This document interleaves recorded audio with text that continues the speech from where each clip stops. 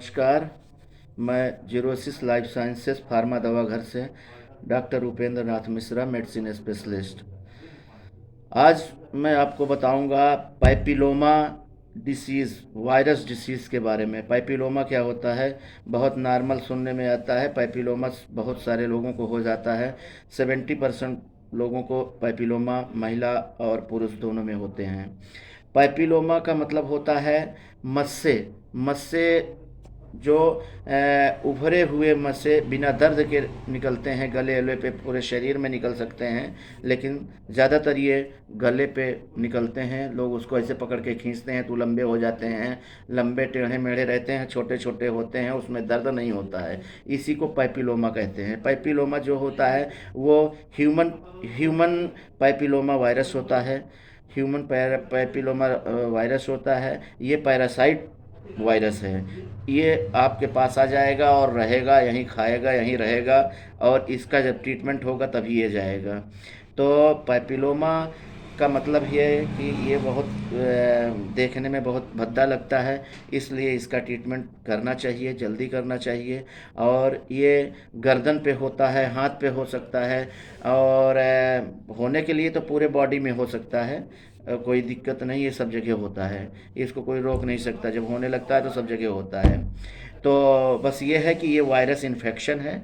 और इसका जो सिम्टम्स है, जो लक्षण है, वो जेनिटल वर्ड्स मसा, जिसमें खुजली हो सकती है आपके जेनिटल पार्ट्स पे, वहाँ खुजली होगी, वहाँ भी दाने इसके आएंगे, ऐसे ही बिना निर्जीव टाइप के दाने होते हैं ये, लेकिन ये बहुत धीरे धीरे ग्रोथ करते हैं। इसमें खुजली नॉर्मल खुजली हो सकती है और इसमें कोई दिक्कत नहीं होती है, धीरे धीरे बढ़ते हैं। दूसरा जो का इसका सिम्टम्स होता है वो कॉमन वर्ड्स होते हैं। यह खुरदुरा और स्किन की सतह से ऊपर उठा हुआ मस्सा होता है, जो हाथों और उंगली और कोहनी पे आपके हो जाते हैं। और तीसरा जो होता है वो प्लांटर वर्ड्स होता है, जो तलवे में होता है। तलवे में जो वर्ड्स होता है उसको प्लांटर वर्ड्स बोलते हैं। और फ्लैट वर्ड्स होता है चेहरे पे और गर्दन पे निकला, उसको आप नोचने का प्रयास करोगे लेकिन वो निचता नहीं, लंबा हो जाता है, कोई दर्द नहीं होता। ज़्यादातर गले पे होता है। लोग गोल्ड की चैन वगैरह पहनते हैं, उसके कारण भी ये पैपिलोमा हो जाता है। पैपिलोमा होने का रीज़न ये है कि ये बहुत बड़ी कोई बीमारी का कारण बताता है, कि संकेत करता है कि कोई बड़ी बीमारी है। बीमारी जैसे कैंसर वंसर भी हो सकता है, ऐसी स्थिति ये बनती है।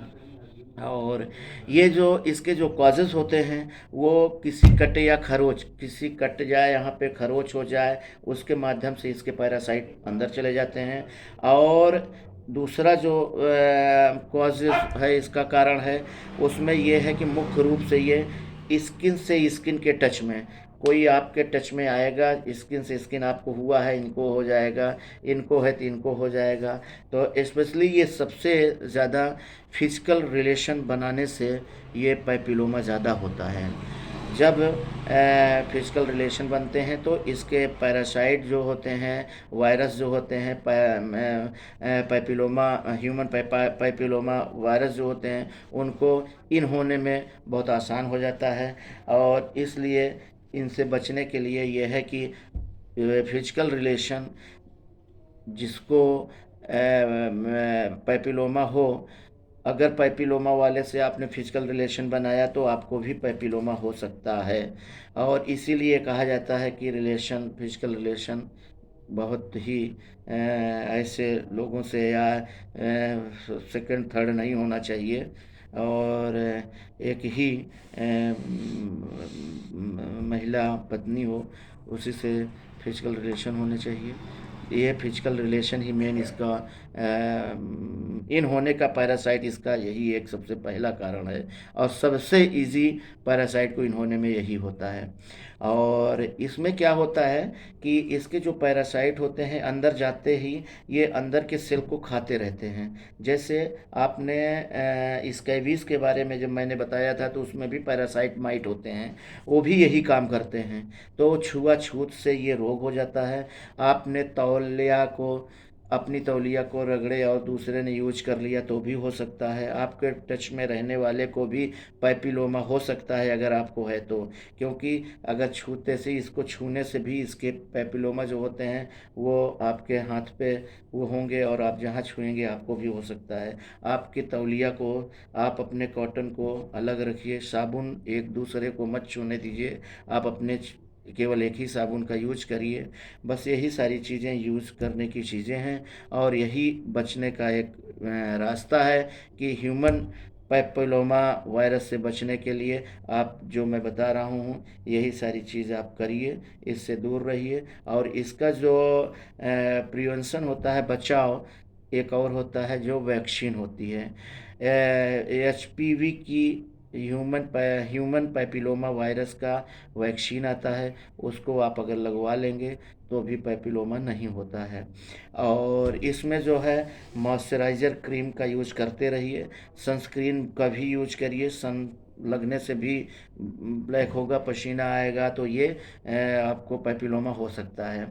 तो पैपिलोमा में जो कुछ मेडिसिन यूज होती हैं, इसमें टेट्रानाइन क्रीम यूज होती है और 5% की क्रीम टेट्रानाइन कॉम्बिनेशन की अगर आप यूज करिए तो भी उससे पैपिलोमा ख़त्म हो जाता है। और इसमें बेंजाइल पेरोक्साइड आता है 5%, 2.5% में, उसको भी अगर आप रात में लगाएंगे तो पैपिलोमा ख़त्म हो जाता है। या टॉपिकल क्रीम आती है फ्लोरोयूरासिल की, जो 5%, 5% में होती है, उससे भी इसका निजात है, उससे भी ये ठीक होता है। और सैलिसिलिक एसिड अगर 12% या 16% में है तो भी आप उसको अगर रात में उस जगह पे लगाते हैं तो धीरे धीरे पैपिलोमा ख़त्म हो जाएगा।